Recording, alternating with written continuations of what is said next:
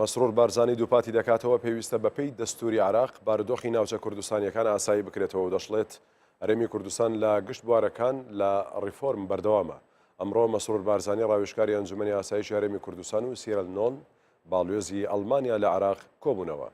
مەسرور بارزانی ڕۆڵی ئەڵمانیا لە پشتگیری و هاوکاری هەرێمی کوردستان بەتایبەتی کردنەوەی نەخۆشخانەیەکی پێشکەوتوو لە هەولێر و پێشکەشکردنی بە وەزارەتی پێشمەرگە بەرز نرخاند و جەختی لە پەرەپێدان و پتەوتێرکردنی پەیوەندیەکان کردەوە و ڕایگەاند هەرێمی کوردستان لە گشت بوارەکان لە ڕیفۆرمەکانی بەردەوامە. ڕاوێژ و ئەزمموی وڵاتانی دۆست لەو پرسە بە پێویست دەزانێت. لەبارەی دۆخی ناوچە کوردستانیەکانیش مەسرور بارزانی ڕایگەاند پێویستە بەڕەچاوکردنی دەستور دۆخی ئەم ناوچانە ئاسایی بکرێتەوە.